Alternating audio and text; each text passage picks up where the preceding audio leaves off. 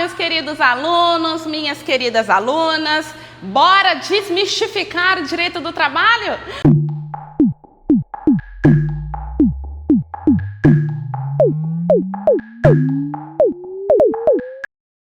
Vamos lá, queridos, hoje temos uma aula de extrema relevância para você, graduando no curso de Direito, para você que vai prestar concurso para os TRTs, né, os Tribunais Regionais do Trabalho, concursos que caem, que cobram as disciplinas de Direito do Trabalho. E antes de começarmos, eu quero me apresentar, é claro, né? Meu nome é Helenilda Rufino, sou professora universitária, doutoranda em Ciências Jurídicas pela UNSA, na Argentina, sou mestre em Direito do Trabalho pela PUC São Paulo, especialista em Direito do Trabalho, Processo do Trabalho e especialista em Direito Constitucional pela Universidade Mackenzie. Então, um pouquinho que eu sei, eu quero compartilhar aqui com vocês. Sem maiores demandas, queridos, o tema da nossa aula de hoje é poder empregatício. Sim, poder empregatício é um tema muito relevante para vocês que irão prestar a OAB, que irão prestar concurso público na área trabalhista. Então, como podemos ver aqui na tela, queridos, se quiserem ter acesso ao material que eu vou apresentar para vocês, só clicar no link aqui na descrição, tá? Cliquem no link da descrição e vocês terão acesso a todo o material que vai ser exposto aqui em aula, tá bom? Vamos lá, meus amados, começando. Bom, tô com um probleminha técnico aqui, mas vamos resolver isso. Mais um minutinho. Aqui. Aí sim! Queridos, nosso primeiro material que está disponível aqui para vocês, exposto para vocês, nós vamos falar do poder do empregador. O poder empregatício nada mais é do que a autonomia, do que o poder que o empregador, a empresa possui em relação ao seu negócio e aos empregados que para ela fornece a sua força de trabalho, tá? Bem, o poder empregatício, ele tem espécies, como nós podemos ver aqui. Ele possui, deixa eu colocar nossa canetinha aqui, que cor? Preto por enquanto, tá? Vamos no preto. Nosso poder empregatício, ele possui espécies.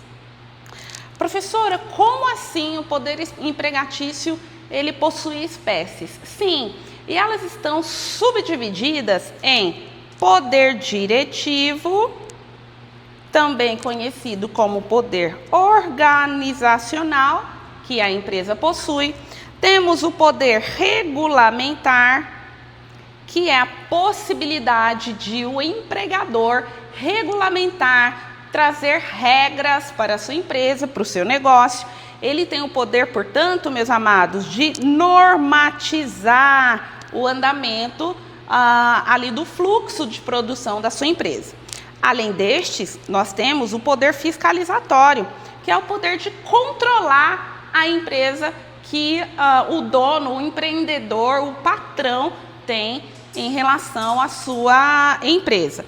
E por fim, nós veremos o poder disciplinar, que é o poder de punir o empregado ante a uma falta, seja ela uma falta média, grave, leve. Nós entenderemos dentro desse tema até onde pode chegar o empregador, o patrão, ao punir, ao disciplinar aquele empregado que porventura teve um comportamento que não é o mais adequado naquela instituição, ok?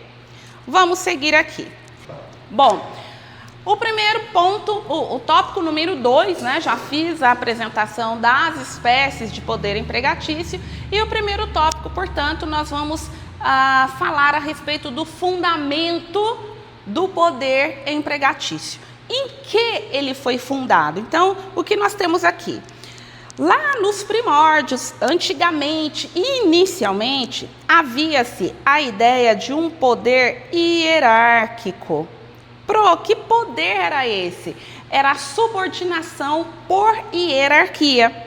Com o passar dos anos, meus queridos, essa expressão de poder hierárquico, ela entrou em desuso e foi abandonada pela doutrina e pela jurisprudência. Por que foi abandonado pelos doutrinadores e pela jurisprudência? Porque dava-se a ideia de que o empregado, na sua pessoa, né, quanto trabalhador, como cidadão, ele era subordinado ao seu patrão. E por motivos óbvios, a subordinação da pessoa do empregado, ela é algo inconcebível nos tempos de hoje, né? Nós tínhamos a subordinação ao seu empregador quando nós tínhamos lá a servidão, né? O trabalho escravo, em que o patrão era o dono do empregado. Hoje, por motivos da evolução do direito do trabalho, não se usa mais essa expressão. Continuando aqui.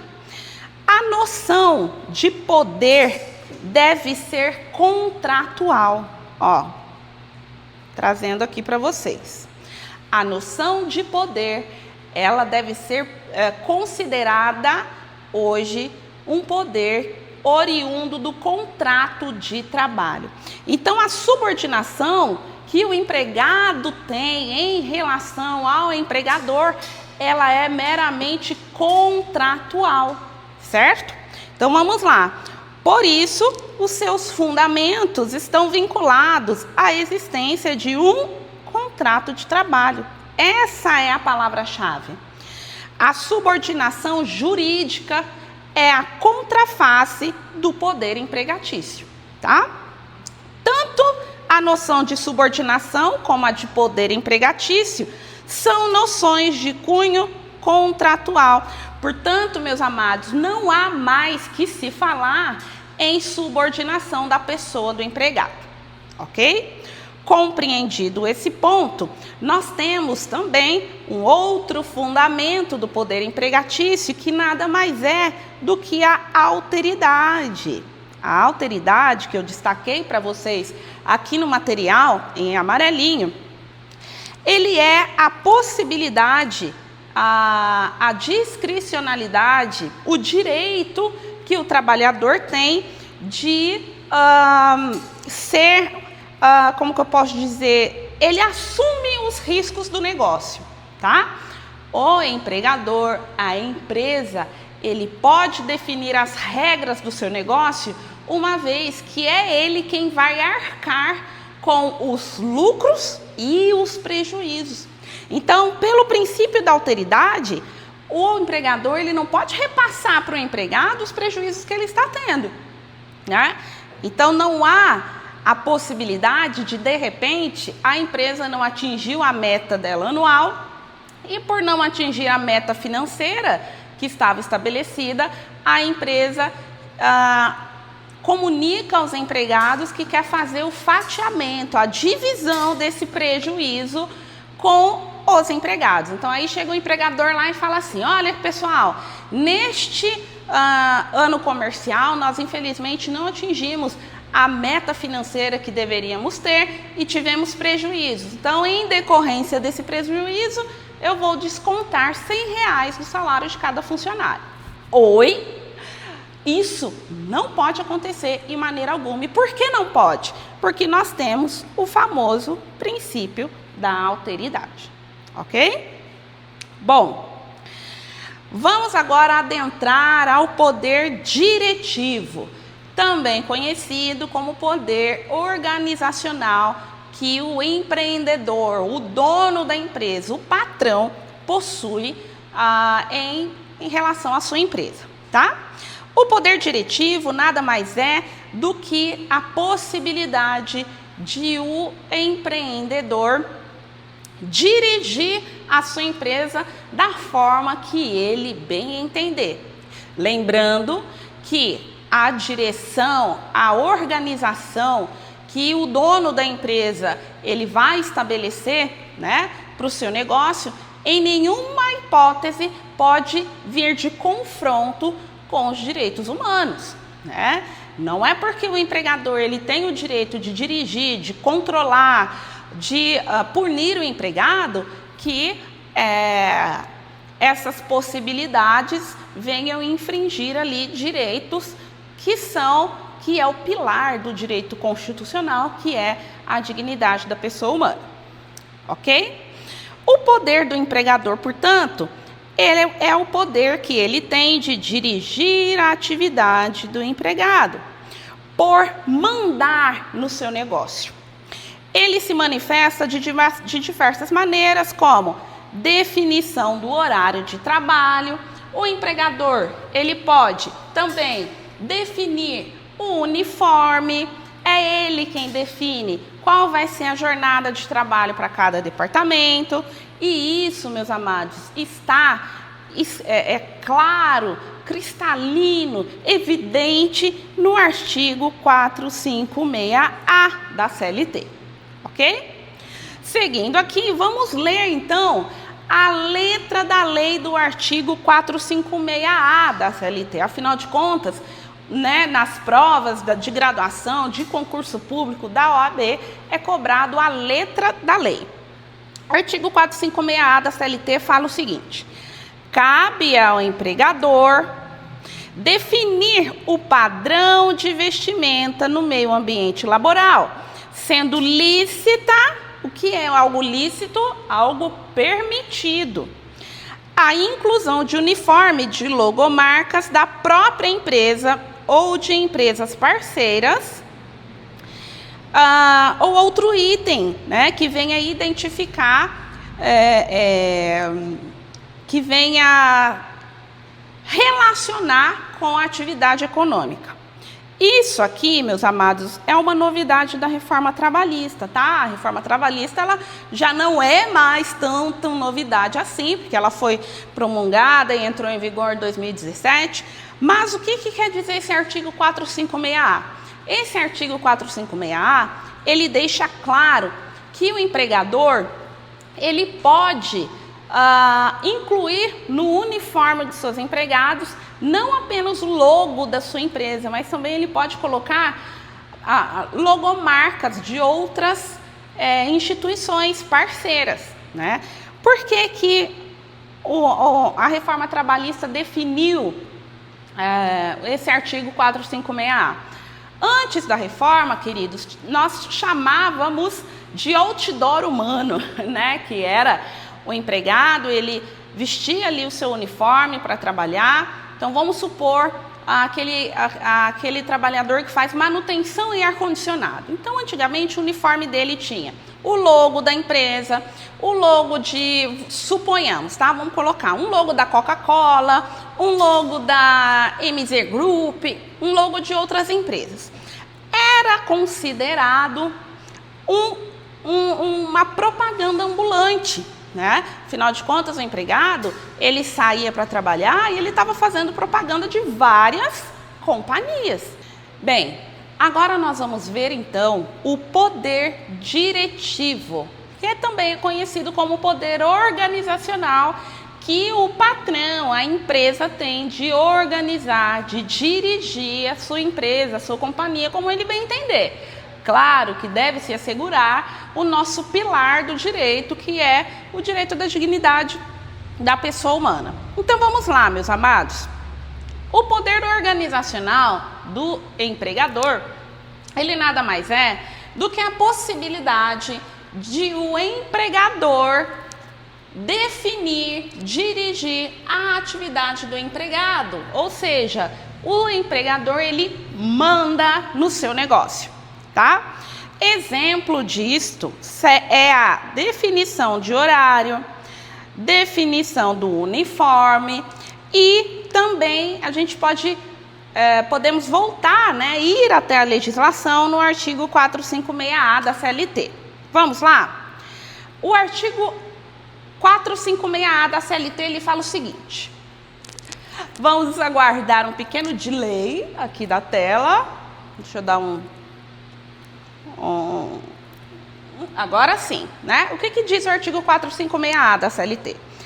Cabe ao empregador definir o padrão de vestimenta no meio ambiente laboral, sendo, portanto, lícita, permitida, autorizada a inclusão no uniforme de logomarcas da própria empresa, de empresas parceiras e outros itens relacionados à atividade que a empresa desempenha.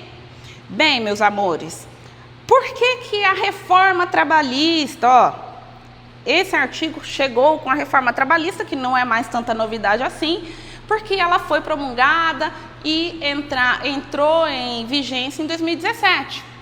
Por que o legislador trouxe o artigo 456A para a CLT? Antes da reforma, amados, nós tínhamos aqueles chamados outdoor urbanos, né? E pronunciei a palavra correta, produção? Sim, né? Outdoor urbanos. Onde a empresa, além de colocar o logo da própria marca, colocava-se também a logomarca de empresas parceiras. Então, se eu sou produtora de papelão, né? A minha empresa produz papelão, produz celulose, enfim, e eu coloco aqui bem no peito a logomarca da minha companhia. Aqui ao lado eu coloco a logomarca da empresa transportadora que faz o transporte do material que eu distribuo. No lado direito eu coloco a logomarca da empresa que me fornece pallets, né, para fazer ali toda a movimentação do produto internamente. E o que acontecia? O trabalhador ele ingressava na Justiça do Trabalho pleiteando uma indenização por fazer propaganda das outras empresas. E para que não houvesse mais dúvidas, para que se batesse o martelo, que essa atitude da companhia, da empresa, ela é permitida, trouxeram então para dentro da CLT esse artigo 456A, ok? Mas nós temos também nesse mesmo artigo o parágrafo único.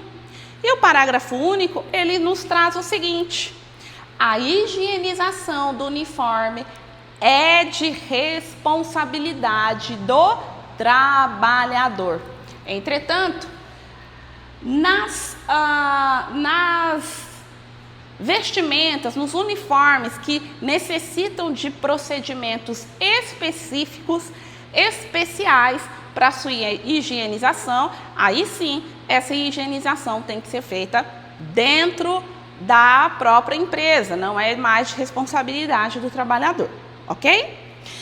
Queridos, lembrando que para ter acesso a esse material riquíssimo, você pode clicar no link abaixo da aula, tá? E esse material, ele vai ser ainda mais completo, vai ser um material robusto, bonito, e você terá acesso com apenas um clique aqui na descrição. Vamos seguir o baile. A definição também de que o empregador, que dá ao empregador a possibilidade de dirigir a sua empresa como ele bem entender, é o artigo 2º da CLT, que fala o seguinte: considera-se empregador a empresa individual ou coletiva que, assumindo o risco da atividade econômica, administra, assalaria, dirige a prestação de serviço. Ok? Compreendido, então, o poder diretivo da empresa, nós vamos para o poder regulamentar, que é o poder que o empregador possui de regulamentar a sua empresa como ele bem entender. Como assim? O poder regulamentar, queridos, é o poder que a empresa tem de fazer, por exemplo, um regulamento interno, de colocar regras internas que devem ser cumpridas dentro da companhia. Aqui nós temos a súmula 51 do TST. É uma súmula de extrema relevância no que se trata de poder regulamentar. O inciso 1º dessa súmula diz o seguinte: as cláusulas regulamentares que revoguem ou alterem vantagens definidas anteriormente. Só serão atingidas aos trabalhadores admitidos após a revogação ou alteração do regulamento anterior. Pro de Deus, não entendi foi nada desse inciso primeiro da súmula 51. Eu entendo. Já fui aluna como vocês. Mas eu estou aqui para explicar. A súmula, o item 1 da súmula 51 traz para nós que se eu tenho um regulamento, então vou fazer um desenho aqui e eu tenho um regulamento número 1. No meu regulamento número 1, a empresa está dizendo que eu vou ter direito a seguro de vida, vou ter direito a vale refeição de R$1.000, vou ter direito a um vale alimentação, aquele que gasta-se lá no mercado, de R$2.000. O meu plano de saúde será o Bradesco Top. O Bradesco, quarto, particular, não enfermaria. Isso para todos os empregados, tá? Fala sério, essa minha empresa é maravilhosa, né?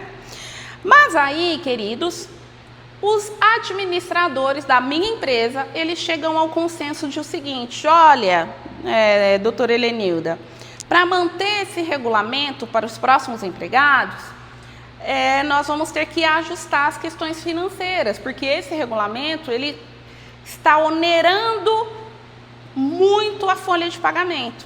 E aí eu digo para eles: pois bem, diretor financeiro, vamos alterar esse regulamento.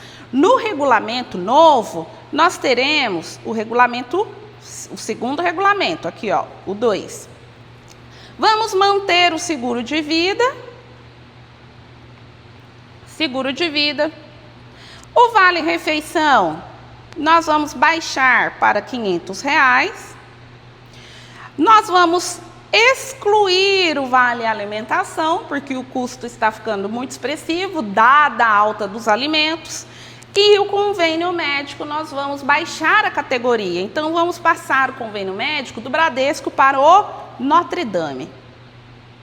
Para quem é de São Paulo, conhece, vai saber a diferença entre um plano de saúde Bradesco Saúde e o Notre Dame, não é mesmo? O Notre Dame. Bem, só que os empregados que já vinham usufruindo desse regulamento, né? Vamos supor, eu tenho 60 empregados que foram contratados na vigência do regulamento número 1, ok? Agora, para que os meus funcionários passem a ter a redução do regulamento, dos benefícios do regulamento e portanto, passem a se reportar ao regulamento 2, serão apenas para os empregados contratados a partir da vigência do regulamento 2. Pronto, então significa que eu não posso tirar dos 60 funcionários aqui, eu não posso alterar o regulamento deles, é isso? É isso mesmo, parabéns. Esse é o raciocínio. Esse regulamento 1, ele morre para os novos funcionários. E os novos funcionários passam a ter direito a apenas o regulamento número 2.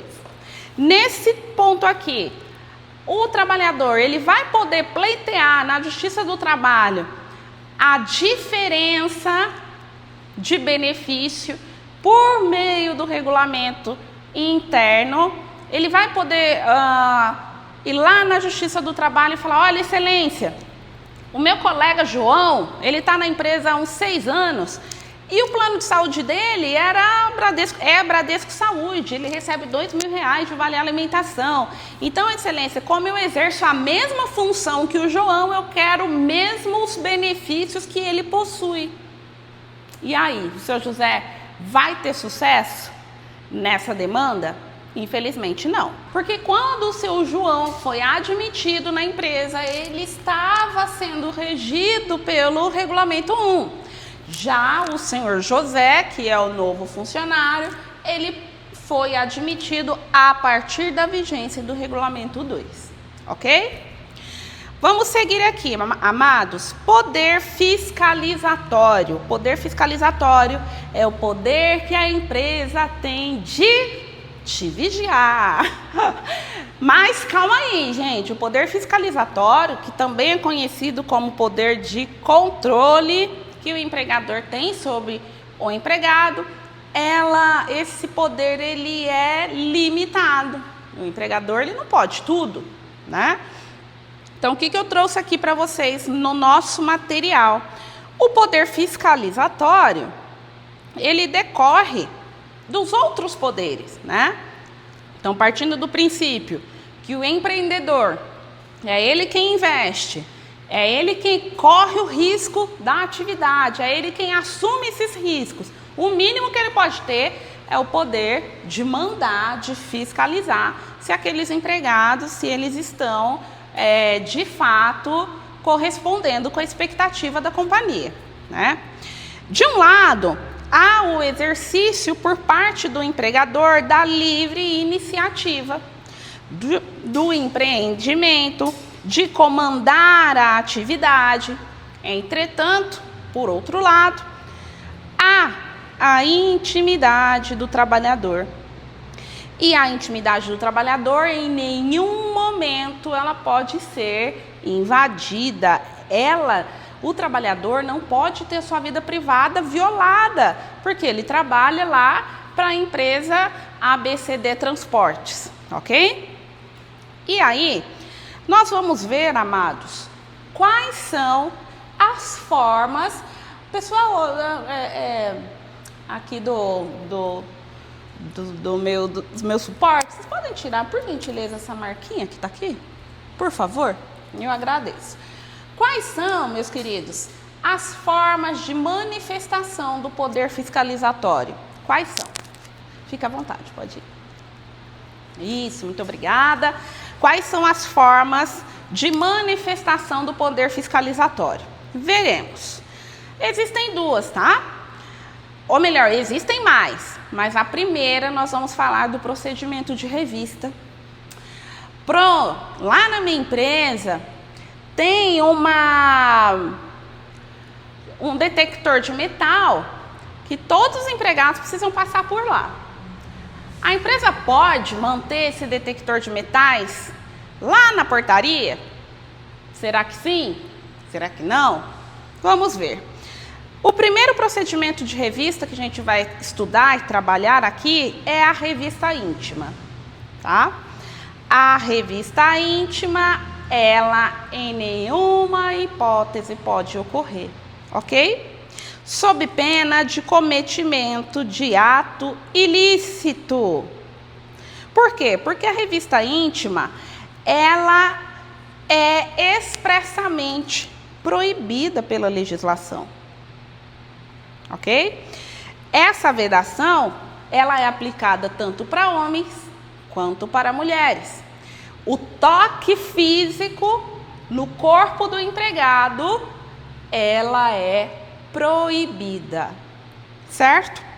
Em virtude do quê? Em virtude do princípio da isonomia, que é um princípio constitucional, ok? Por isso que tanto para homens quanto para mulheres.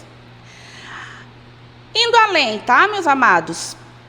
O artigo 373-A da CLT, ele traz para nós o seguinte, ele diz: ressalvadas as disposições legais destinadas a corrigir distorções que afetam o acesso da mulher no mercado de trabalho e certas especificações estabelecidas nos acordos trabalhistas. É vedado. O inciso 6 diz o seguinte: é vedado, então, proceder o empregador ou o preposto, um representante da empresa, né? Revista íntimas nas empregadas ou funcionários, mas lembrando que, devido ao princípio da isonomia, estende-se para homens e mulheres, tá? Para mulheres e homens. Agora, e a revista pessoal? A revista pessoal é aquela revista onde o trabalhador ele tem o seu os seus pertences pessoais vistoriados. Mas esses pertences, essa bolsa, ela só pode ser observada na nossa hipótese aqui, pelo funcionário da portaria, tá? Pelos seguranças ali que a empresa contrata, ok? Vamos ver o que se trata. Trata-se de revista visual, como eu acabei de dizer para vocês, nos pertences do empregado. Entretanto, meus amados, o Tribunal Superior do Trabalho, o TST, ele alargou esse entendimento, né? E passa-se a admitir que tal revista, em qualquer tipo de atividade empresarial,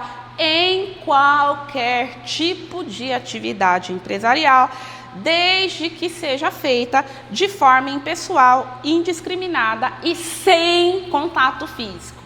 Portanto, se o empregado ele é obrigado a passar pelo detector de metais lá na portaria da empresa, esse ato do empregador, essa atitude, essa obrigatoriedade que ele impôs ali para os empregados é lícita, tá? E esse julgado, que é o julgado cujo ministro relator foi o doutor Hugo Carlos, do TST, ele traz para nós um entendimento que o entendimento jurisprudencial dessa Corte Superior consolidou-se no sentido de que a revista de bolsas e sacolas dos empregados, feitas de maneira impessoal, indiscriminada e sem contato físico, ela é lícita, ela é autorizada, ela é permitida, ok? Vamos seguir o baile. Ainda dentro do tema poder fiscalizatório do empreendedor, né, do patrão, do empregado, nós temos aqui, opa, não mudou aqui na minha tela ainda, vamos, aí, agora sim. Nós temos, amados, o controle dos e-mails. A empresa pode monitorar os e-mails que eu envio? A resposta é depende. Depende do quê, queridos? Depende do e-mail que está partindo aquela mensagem, tá? Nós temos uma divisão que nós temos que compará-las. E-mail pessoal de e-mail corporativo. A empresa, amados, ela não pode monitorar o seu e-mail pessoal. Então, o empregador ele não pode fiscalizar conteúdo sob pena, o conteúdo, né, do seu e-mail sob pena de violação do sigilo das correspondências.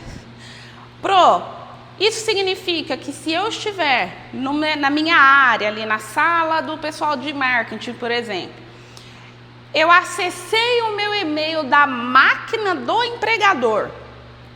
E se eu acessei o meu e-mail da máquina do empregador, ele pode ler o meu e-mail pessoal? A resposta é negativa, não pode. Mesmo se o acesso partiu da máquina da empresa, do computador da empresa, tá? Agora, se o e-mail que foi utilizado para fazer uma comunicação interna foi o e-mail institucional, aí, meus queridos, a vaca vai para o brejo. Por quê? Porque o empregador, ele pode monitorar e, se eventualmente for detectado prática de ato que signifique uma falta grave por parte do empregado, esse evento ele pode ser objeto de dispensa por justa causa. Vejam até onde vai as consequências para o empregado, tá? Eu costumo dizer, sempre na consultoria jurídica e nas aulas, não acessem, não utilizem o e-mail institucional para absolutamente nada que não tenha a ver com o desenvolvimento da sua atividade. Não faça negociação do seu casamento, da festa de casamento, da festa do meu filho. Vou mandar um e-mail para minha amiga que trabalha no outro departamento da empresa. Já imaginou? Você e sua amiga contando uma fofoca do dono da empresa via comunicador interno, via e-mail institucional. Sabe o que vai estar acontecendo da porta para dentro do departamento de TI? Eles estarão lendo em tempo real as suas mensagens. Mas o empregador pode, é uma conversa privada que eu estou tendo com a minha amiga. Se é uma conversa privada, utilize-se do seu celular, ok? É passível de dispensa por justa causa, tá? Então, muito cuidado com isso. Utilização de câmeras. Uau! Aqui, muita gente, muitos alunos ficam em dúvida quando cai um caso específico na OAB, e os alunos ficam um pouco perdidos, em concurso público também. A utilização de câmeras no ambiente de trabalho, ela é positiva, ela pode ser utilizada, tá? Entretanto, é necessário que siga-se algumas regrinhas por parte do empregador. O empregador, ele tem que obrigatoriamente comunicar, né, a base dos colaboradores, ele tem que comunicar que aquele ambiente está sendo filmado, certo? Mas o meu empregador, ele me comunicou sim que o ambiente está sendo filmado, mas ele colocou uma câmera aqui, ó, atrás da minha mesa. E a câmera fica pegando o meu computador, me sinto coagido. Pode acontecer isso? Pode, amor, pode. E se você trabalha o dia inteiro, se você exerce a sua função da maneira correta, qual seria o problema de ser filmado? Não é mesmo? Então, amados, as câmeras, elas são admitidas, tá? Mas elas são determinantemente proibidas em alguns ambientes, que são nos sanitários, nos banheiros, né? E no local de descanso, utilizado para descanso e alimentação. Aqui, queridos, quando eu trago para vocês que a câmera não pode ser utilizada, instalada nos sanitários / locais de descanso, por exemplo, eu estou dizendo que o empregador, ele não pode colocar uma câmera no refeitório. Como assim não pode? Porque na minha empresa tem 3 câmeras no refeitório. Como não pode? Não pode. Por quê? Porque quando você está no seu horário de alimentação e descanso, você não está debaixo do monitoramento da empresa. Você pode fazer o que você bem entender no seu horário de almoço. E o fato de a empresa fornecer um local para você se alimentar, não dá a ela o direito de te monitorar. Se você não está dentro da sua jornada de trabalho, dentro do seu horário de almoço e descanso, de alimentação e descanso, por que você está sendo monitorado? Né? E se de repente, lá na área de descompressão, o trabalhador está lá tirando um cochilo, né? E aí de repente ele tira um cochilo na hora do almoço e acaba ficando numa posição bem desajeitada. E está lá o pessoal das câmeras, da segurança, só de butuca, dando um zoom para ver você dormindo, babando lá, encostado. E, de repente, aquilo pode virar até uma chacota, né? E isso pode trazer problemas para a empresa, sim. Ok? Como eu havia dito aqui em relação aos avisos, né? Deve ter o comunicado que aquele ambiente está sendo filmado sob pena de violação da intimidade e da privacidade. Certo? Bom, utilização de polígrafo, aquele detector de mentiras.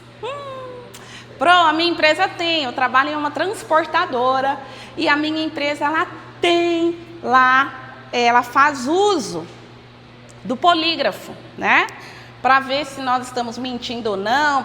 Mentindo ou não, as empresas submetem aquele motorista, aquele trabalhador ao detector de mentiras. Mas nós temos aqui um julgado, queridos, que eu trouxe para vocês, que diz que indenização por danos morais, utilização de polígrafo, ausência de fiabilidade. viola a dignidade humana e os direitos de personalidade do empregado. E aí, vamos nos atentar aqui ao que está grifado, tá?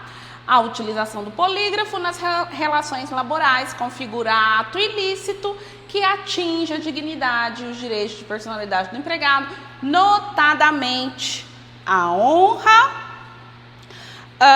e a intimidade. Dando ensejo, portanto, à indenização por danos morais. Ok? Agora, a leitura na íntegra desse julgado, vocês terão no material que está no link abaixo, que vocês poderão adquirir. E nós paramos aqui por hoje. Eu agradeço imensamente a atenção de vocês, e se vocês chegaram aqui, significa que vocês se adaptaram com a forma de ensino, se adaptaram com a didática, e eu peço, passem então a me seguir. O meu Instagram é o @pro.helenildarufino, e temos os nossos canais no YouTube, todos os links estão aqui abaixo na descrição. Um super beijo, turminha, e até a próxima aula.